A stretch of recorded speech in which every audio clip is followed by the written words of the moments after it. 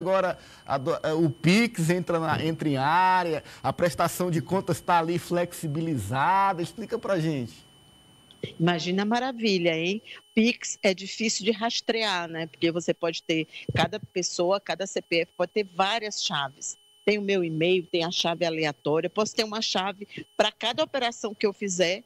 Então, é difícil, vai ser difícil para a Justiça Eleitoral rastrear. A inclusão do Pix e dos bancos digitais, é importante a gente lembrar isso, é só um ponto dessa reforma, dessa mini reforma eleitoral, que na verdade vai mexer em 40 dos 50 pontos que já existem circulando aí naquela reforma política que havia sido feita pelo Congresso Nacional.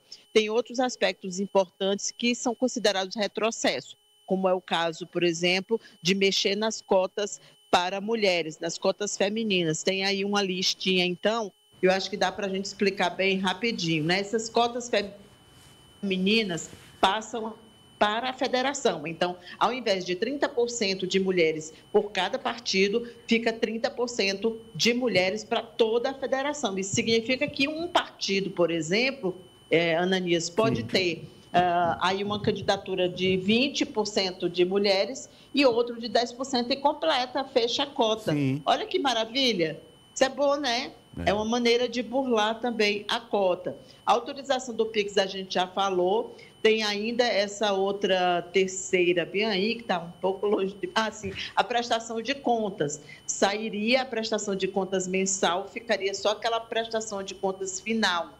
E tem outra, por exemplo, se o candidato não tem gastos, ele não precisaria apresentar prestação de contas. Tem antecipação do registro de candidatura, que passaria a ser no dia 26 de julho do ano da eleição e não no dia 15 de agosto.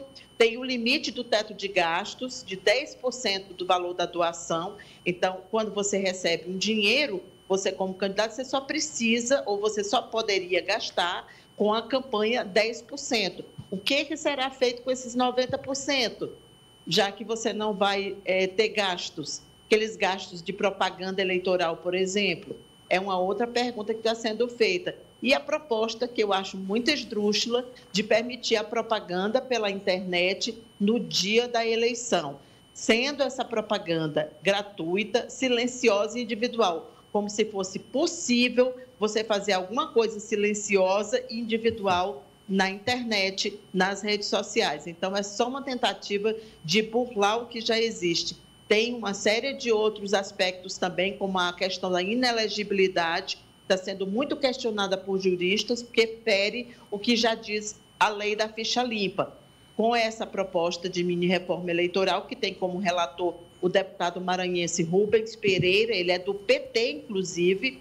Você, por exemplo, se você é acusado ou se você é sentenciado de um crime e se torna inelegível, esse prazo passaria a valer da condenação e não do cumprimento da pena. Então, por exemplo, todo aquele processo de recorrer da decisão já estaria contando como se você estivesse cumprindo a sentença.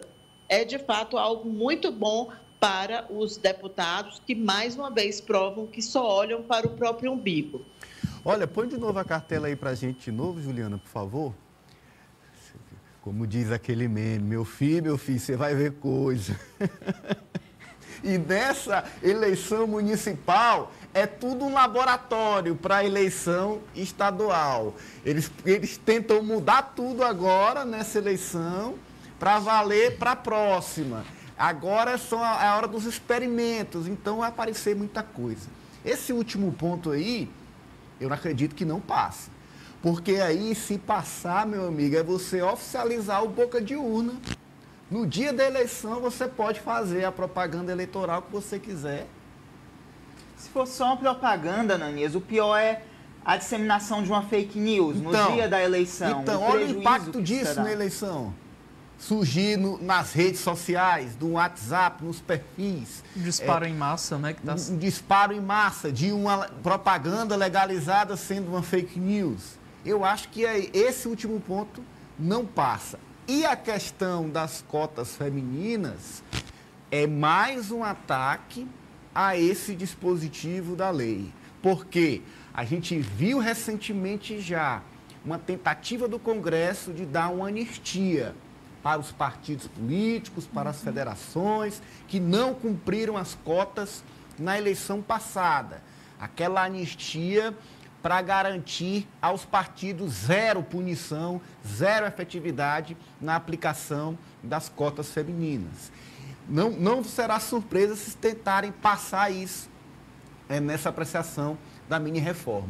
E agora estão tentando, mais uma vez, com esse dispositivo trazido aí pela Cíntia, quando o caso é federação, não cumprir. Na prática é essa, que o partido possa não cumprir. Você imagina, dentro da federação, um partido pode ter o cumprimento sozinho da cota dos 30%, e o outro partido pode ter zero, por exemplo, só homens na chapa.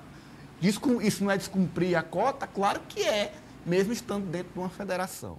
Mas eu quero ouvir os nossos comentaristas, começando com Francis Teixeira. Ananias, eu não sei qual é o ponto pior de todos esses da mini-reforma eleitoral. E nesse momento não há direita nem esquerda. Todos os parlamentares, eles tendem, a maioria, pelo menos deles, tende a votar a favor, porque são propostas que os beneficiam.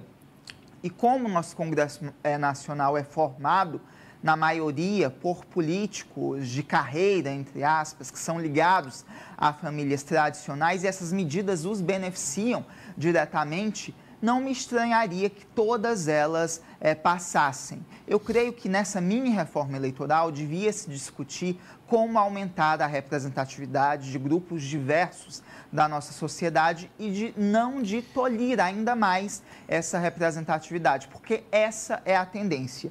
Caso essa mini-reforma seja aprovada, o que nós veremos é cada vez menos mulheres no Congresso Nacional, menos pessoas LGBTQIA+, e as mulheres, que são muito impactadas também nessa mini-reforma eleitoral, elas já são muito negligenciadas dentro dos partidos políticos. As candidaturas delas não são tidas como prioridades, elas são colocadas apenas para cumprir a cota, na maioria das ocasiões. E quando nem isso for obrigatório, quando houver essa permissividade, o que vai acontecer?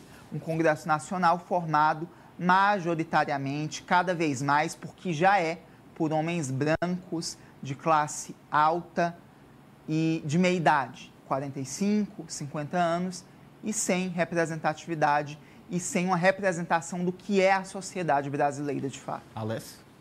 Com a propaganda que você citou, que vai ficar oficializado uma boca de urna no dia da eleição, também chama a atenção que com essa nova possibilidade do Pix, também vai ficar oficial, vai ser permitido também o Caixa 2, né? Vai ser legalizado novamente, porque, como a Cíntia disse, é muito mais difícil de se identificar todas as transações feitas por Pix. E aí também, com o França, eu fico meio indeciso de qual dos pontos eu considero mais grave, caso seja aprovada essa mini-reforma. Mas eu chamo a atenção também para essa questão da cota feminina.